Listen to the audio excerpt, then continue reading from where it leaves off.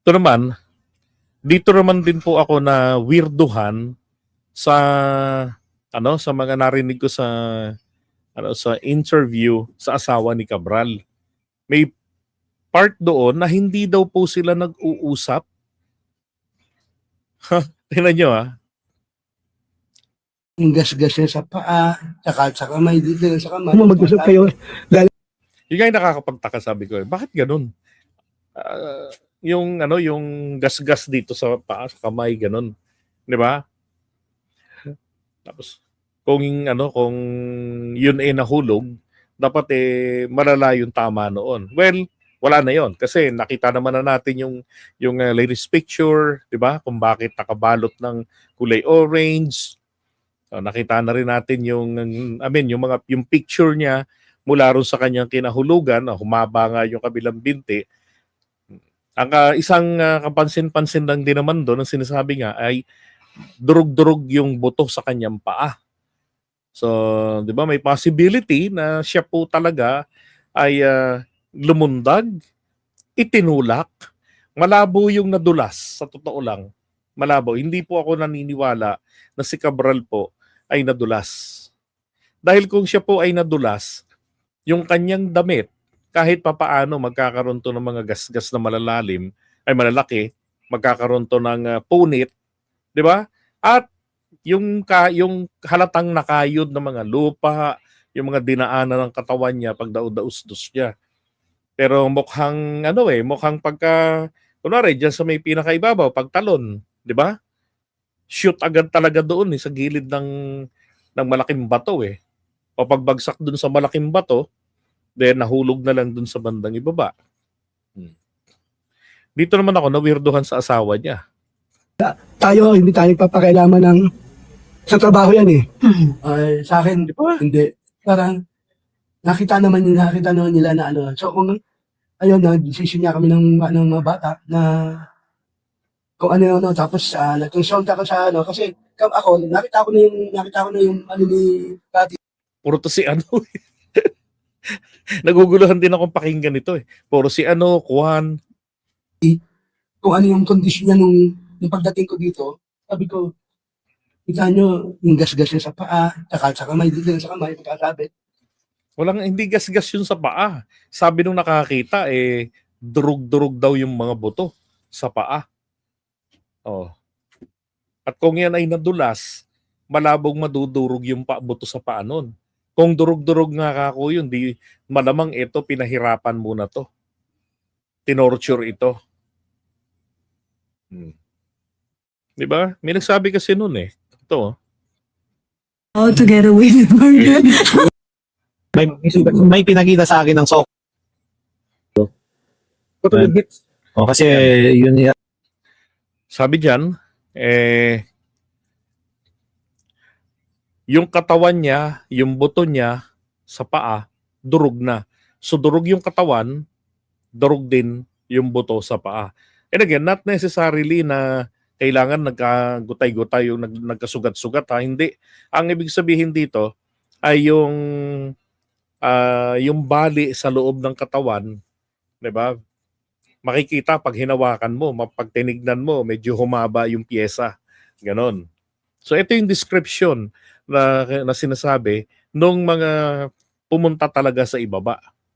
Tapos ito namang doktor na nagpirma, sinasabi naman niya na ano yung possibility. sa bag. Pero sa anong sabi ni mga kamaraw sa May pinakita sa akin ng Soko na pinirmahan ko. Pinirmahan namin ng mga barangay kagawad na ang tama niya na nakita nila is putol yung paa, putol yung hips niya. Bali, ibig sabihin putol. Kaya sabi ko humaba Then ribs, okay yung ribs. 'Di ba? Kasi nga naman tulis sa mga bato na yun at yung lalim. At may tama sa ulo. putol yung hips. Kasi normal yun. Pagbagsak talaga, papalo yung ulo. yun, baka tumalon daw na padiretso na gano'n. Yun, baka tumalon ng paganon. 'Di ba? Pero ang nakakagulat dito, bakit durog yung buto sa paa? Base sa sinasabi nito ni Keith Wilmer. Yung pumunta mismo sa ibaba. And again, bakit umabot? Kahit nauna yung paa, hindi madudurog yung buto. Maliban na lang kung pinitpit yun. Mababalian lang ng binte o ng hita. Yun lang. Pero yung paa, hindi yung madudurog yun. Pwedeng mag-dislocate, pero hindi madudurog. Hmm.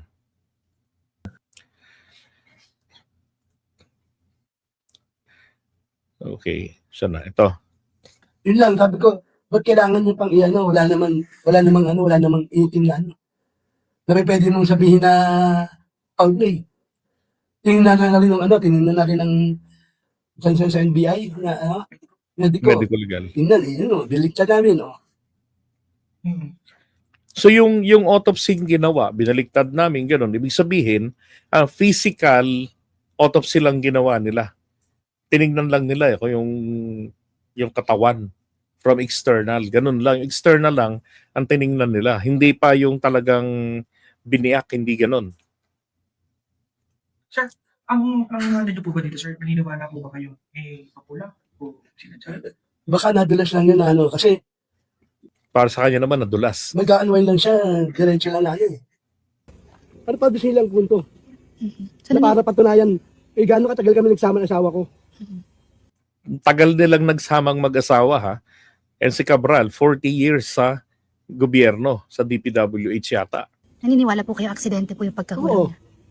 Kasi, ang punto lang naman doon, nagpunta siya dito para mag-unwind kasi masyado madaming pressure na. Di ba na weirdohan ako sa kanya? Walang kaibang emotion. Pero yung driver, Anong inaangat yung body bag? Anong naglalaro sa isip mo nung nakita mo na siya? Naiyak na lang po ako. Hindi ko akalain gagawin niya po. ba? Kasi yung asawa, nakakapagkwento pa. Kasi kaugnay po yan nung sa flood control, Sa sir. flood control, siguro, kasi hindi kami nag-uusap tungkol sa ano eh. Di ba? Another weird thing, mga kapatids, bakit hindi sila nag-uusap mag-asawa tungkol sa ano eh? Sa kaso ng flood control, hindi kami nag-uusap. Di ba very sensitive po itong usapin ng itong flood control. Di ba? Shout out sa kay UE. Kay Joanna. Yan. Di ba? Sensitive, hindi lang sensitibo, kung hindi napaka-importante. Kasi, di ba, isipin mo, makukulong ang asawa mo. Sabi niya nga, ang tagal naming, ilang taon kaming nagsama, tapos,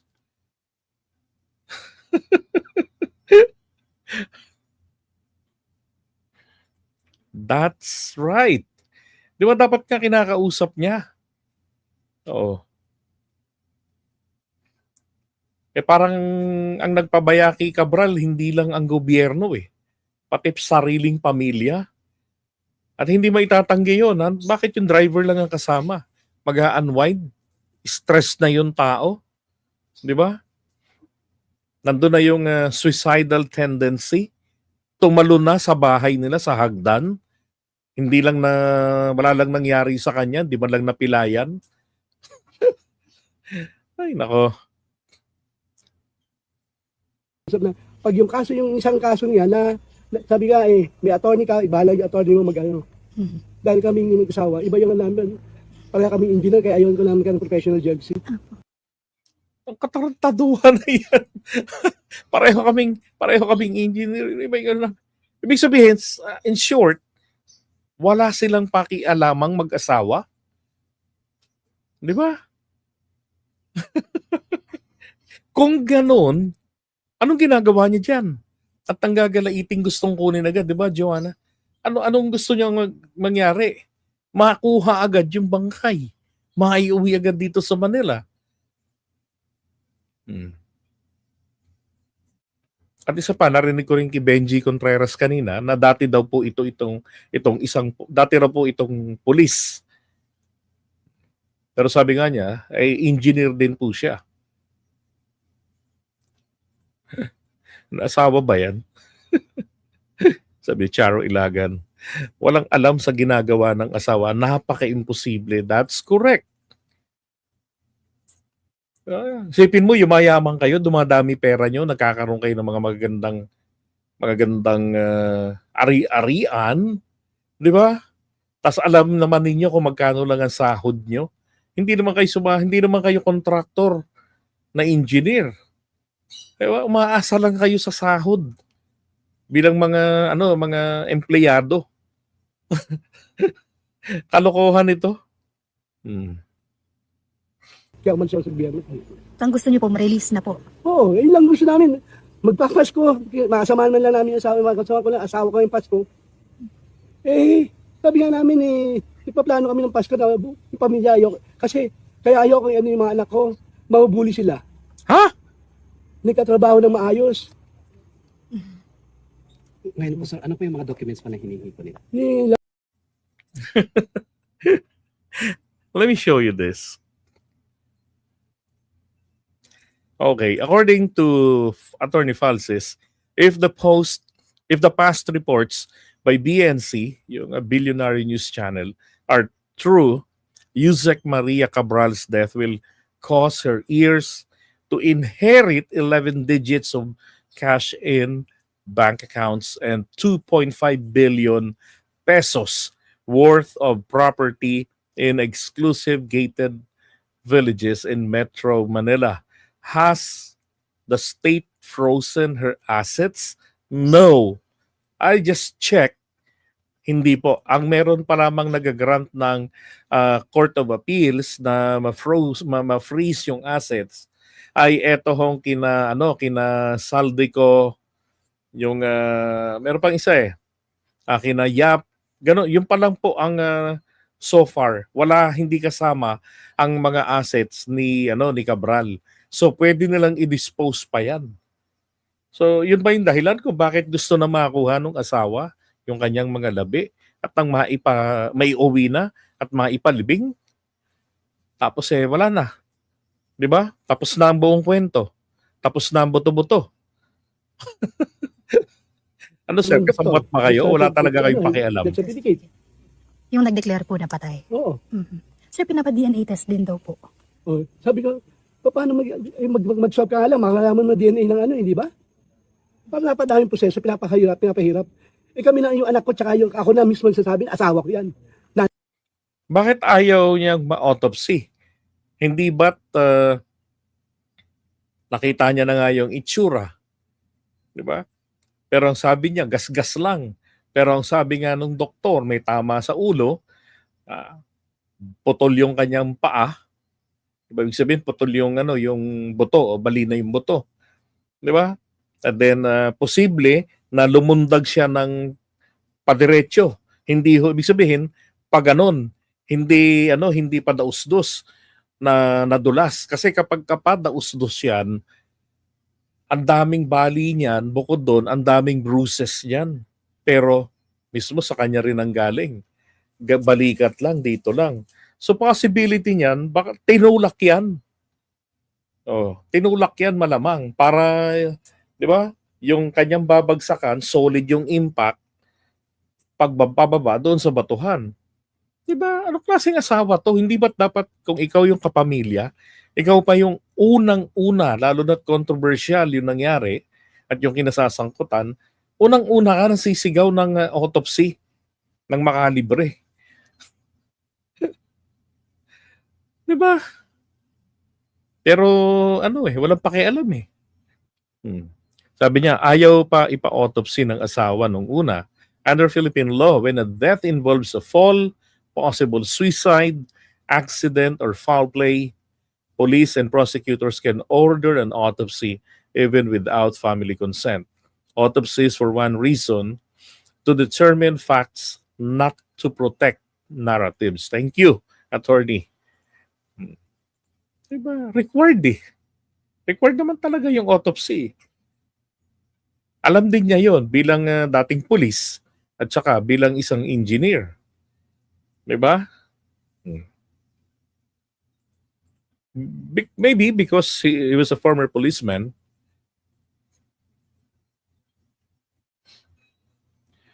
Parang tipong naghahabol lang ari-arian. Hindi naman kasi naka-freeze Yaman, 'di ba? Tapos hindi sila nag-uusap mag-asawa tungkol sa trabaho. Kalokohan yan. Gusto po siguro i-safety ang mga ari-arian. Tama. At ibaon na lamang sa limot. Kasi pag nalibing na, malilibing na rin ang lahat. Pati yung mga ari-arian. Alam nyo, dapat sa nangyaring ito, na alam naman na, determine naman yung amount. Dapat yan kukwentahin na lang yung sahod niya for 40 years. Di ba? Ano yung property niya dati bago sila naging mag-asawa o nung bago siya pumasok sa DPWH o kahit sa gobyerno. Kukwentahin yun. And then kung magkano lang yung lilitaw na value, then yun yung property na iwan sa kanila. And then the rest dapat kunin ng gobyerno. Bawiin yun, i-sequester in favor of the government.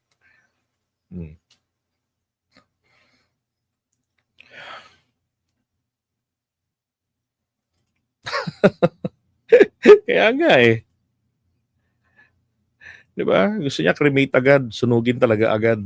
Kasi kapag nalibing na, pwedeng magkaroon ng may exhumation Di ba? Kahit na nabubulok na yan, pwedeng i-exhume at ma-examine uli.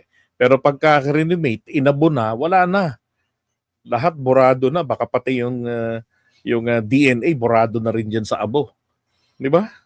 Parang lahat gusto nang mabura. Ano nila yan? Ba't ano pa gusto nila i-prove? Maghanap sila ng ibang tao? Yun lang magiging reaction ko dahil kung ikaw man, gusto mo ba nakita mo yung magulang mo o yung kasama mo sa bahay na asawa mo na nakita mo na nagka-disgrasya tapos gusto mo pagbuksan mo pa yung Oo. Kayo na siguro mag-umusga. So sir, para sa inyo, hindi po tumalon ng kusa yung asawa niyo. Accidental. Aksidente siguro, isang dente yun. Kasi sa akin, magkausap pa kami nung before that day Ano po yung napag-usapan? So, a day before, di ba? A day prior to that incident, nagkausap pa sila. Ano na pag-usapan nyo? Eto na. Usapan niyo sir. Wala, nag-usap namin yan. Sabi, mag-anuan ka muna kasi sabi ko pa sa kanya, ba't hindi ka umatin nung ICI meeting, yung hearing, yung 15. Sinabi ko sa kanya, sabi niya, sige, sabi ko, kausapin mo yung lawyer mo, mag-usap kayo. Dahil hindi tayo papakailaman sa trabaho. Ina, kayo mag-usap kayo ng lawyer mo, tayo, hindi tayo nagpapakialamanan. What the fuck? Mag-asawa ba talaga kayo? Ibang klase, di ba? Trabaho yan Hindi ako nakikialam ng trabaho Sir, Uy, hindi na po ito usaping trabaho. Yung kinasangkutan ng asawa niya. Hindi na to usapin ng trabaho. Dahil hindi trabaho ng asawa niya magnakaw. Di ba? Katarantaduhan pinagsasabi nito. Now, why I was saying that? Simple lang, palagay ko. Ito, para pagka siya tinanong o magkaroon ng investigation regarding sa flood control, hindi siya matatanong. Kasi nauna niya nang sinabi diyan na hindi kami nag-uusap. So I have no knowledge. I know nothing about it at all. Wala talaga. Nada. Ganon. That is the picture that he was painting to protect himself. Imposible yan na wala siyang alam. Diyos ko po. Biro mo yung sweldo, ganito lang. Tapos yung nagagawa, nabibili. Lalo rin sa gated subdivision. Baka kapitbahay pa kayo nila Saldico, nila Eric Yap, nila SMR, nila PBBM sa Forbes Park. Alang yan to. last na lang, nasaan yung cellphone at mga gadget po? Ako hindi pa nakikita. Simula dumating ako dito. Kasi indisikaso ko siya. So yung gamit, wala akong nakitang gamit. Sabi po kasi sinuli sa inyo. Wala siya solid. Ako dumating ako dito alas 2. Sabi nila sinuli. So wala pa ako nakita. Kinausap ko anak ko, wala silang gamit na ano. Kasi kung pa namin yung gamit, siyempre kasi namin tao. Yun. So wala pa raw po sa kanila yung mga gamit. Yung kanyang cellphone.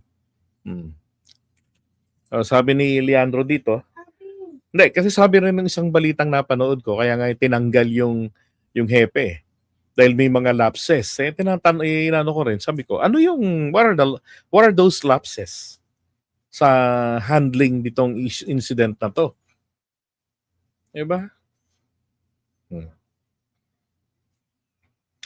Sabi, sinabihan ng mga anak ni Yumaong Yusek Cabral na hindi ilalabas ang bangkay ng kanilang ina hanggat hindi nila ibinibigay ang cellphone nito.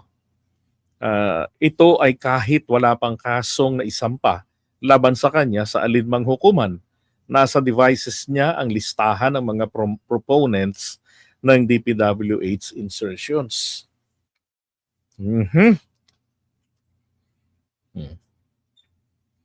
Yan yung mamanahin, no? Laki.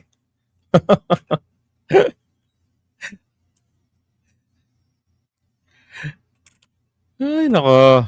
Nako. I smell something fishy na meron ho talagang pagtatakip na nangyayari or cover up na nangyayari dito. Yung police, sinoli na raw nila dun sa pamilya. Sabi naman ng iba, hindi nyo dapat yan sinoli ng ganun-ganon. Kasi, vital pieces of evidence yan eh. Maraming po mga sekretong po pwedeng mailabas yan. Bakit ganun-ganon lang isinoli nyo? Sinoli nyo sa pamilya, sa anak. Baka para maiwas na yung pamilya nila rito sa gulo dahil hindi naman sila yung gumawa. Burahin na lang yung mga laman nun. Pero, alam niyo ho ba, importante pong makuha yung device. Bakit? Yung mga devices na yan. Importanteng makuha yan. Kahit na dinilit na yung mga laman yan. Kasi dyan po sa sa NTC, kayang-kaya nilang i-retrieve yan. Lalo yung mga SMS, kayang-kaya nila yan. Diba? Sabi, saan sa gadgets at properties ang liwanag ng lahat? Soon sa gadgets, di ba?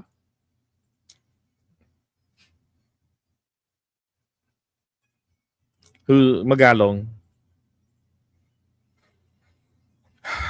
Nako, grabe.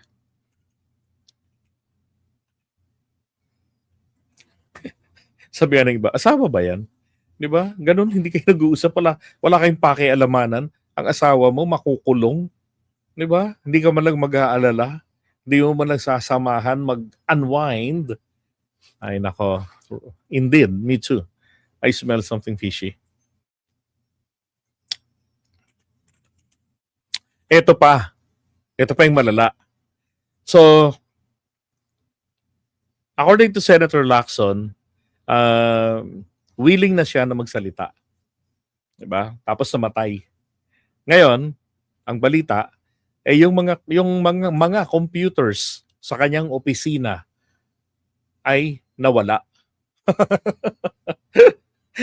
And then, going back to the devices, bakit parang ganun ka-adamant yung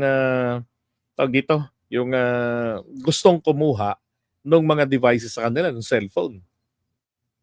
'Di ba? Ano 'yun? Merong magpapabura doon? 'Di ba? Magpapalinis. Nawala na si Cabral, nawala yung mga computer. Tapos yung cellphone nawala din. Ay nako.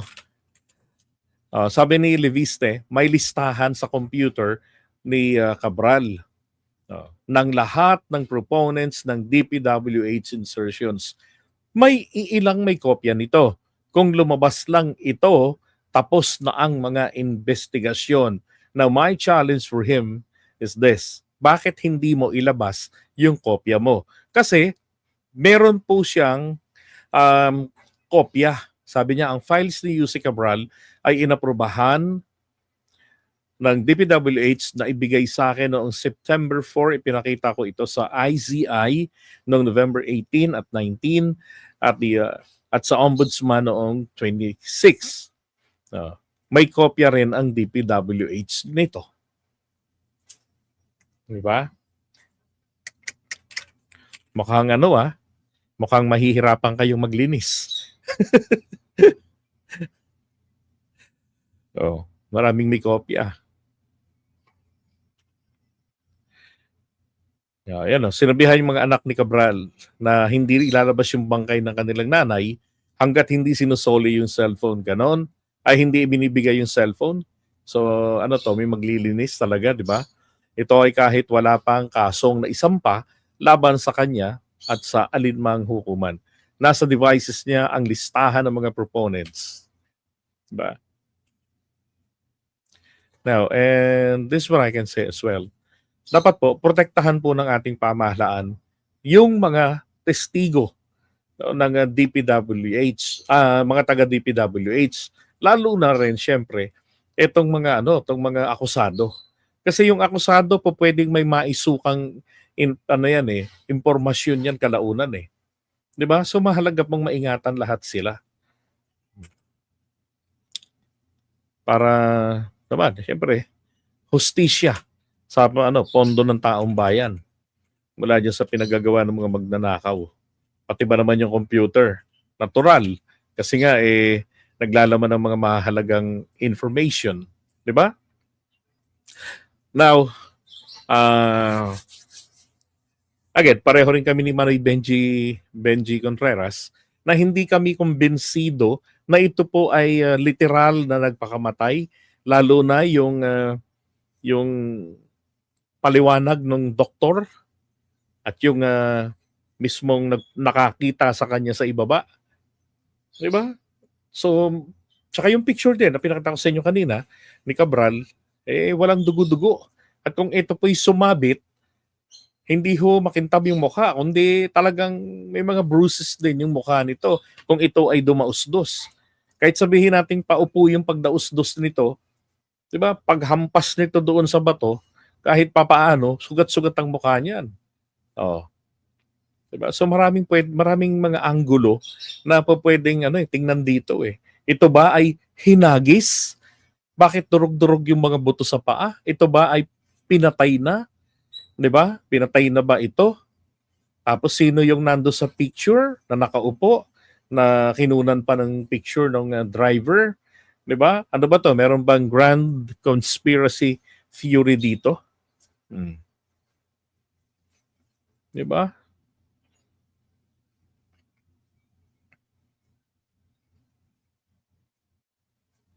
That's right. Kung nawawala yan, meron talagang foul play. Sabi ko nga meron bang conspiracy theory dito dapat tingnan? Nawala si Cabral, nawala rin yung computer. Now, naalala ko na kung sino yung nagbigay kay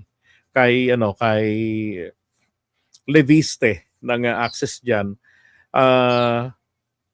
Naalala ko etong si Dizon at saka isa pa si Bernardino. Yan ang nagbigay sa kanya ng access. At kahit may password yan kasi, ang IT, kayang-kaya nilang burahin yan dahil they have admin access sa lahat ng mga computers na iniingatan nila dyan sa DPWH.